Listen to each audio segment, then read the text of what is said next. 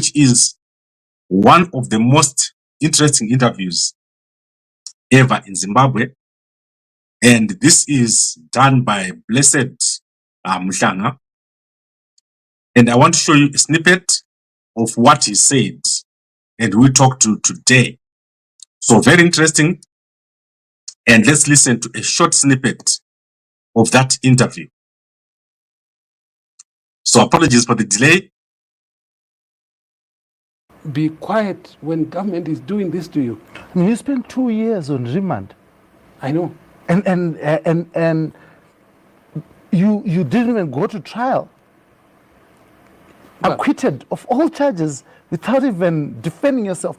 After spending harrowing time, 3 days at a police station, no one knew where Vingirai was.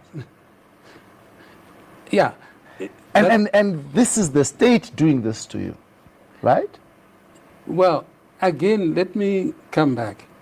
It's not the state. So you are sitting here It's individuals. So you are sitting abusing. here. Yeah, you're sitting here telling me that in this country, individuals can just generally take the state, abuse citizens, and government will take 2 years to realize it? No. Not that it took them 2 years, because remember, there are investigations that have to be carried out, and investigations take time. Okay, so that is the interview that has happened. And Nicholas Vingirai is a very, very important, one of the top business people in Zimbabwe. And today he has thanked Mnangagwa for bringing back his assets and for restoring his assets. So I would like to ask you to watch this interview by Blessed Mnhlanga, one of the most important interviews. And most Zimbabweans miss the important interviews. They go for the sensational stuff. This interview is so important because Vingirai is describing how he got his properties back, and that Mnangagwa had to write or to give an order for him to get his assets back. And if it was not for Mnangagwa, he was not going to get his assets. So go and check out this interview.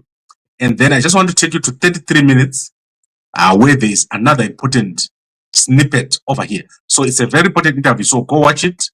Let's see what he says here. When you look back at this and say, how did we get to the US dollar? Failure of the citizen or failure of the monetary authorities? It was a failure of the monetary authorities, in my book. What did they do wrong? Because I have worked in different economies. I worked in Ghana, I worked in Zambia. Those currencies dropped in value to exchange in their thousands per the dollar or per the pound, but they never abandoned their currencies. They simply changed their policies. Okay, so go and check out this interview. One of the most interesting interviews I've ever seen. And this man knows what he's talking about. He's very humble. He lost everything. He lost his farms. He lost his companies.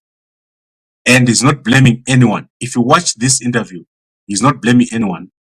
At the height of everything, I saw him walking in Santon alone with nobody.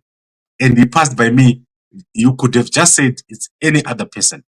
But he is one of the pioneers of banking in Zimbabwe.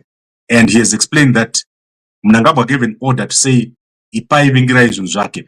So go check it out. Go and watch this interview. Very interesting. Everything that is saying here is very, very interesting. So go check it out.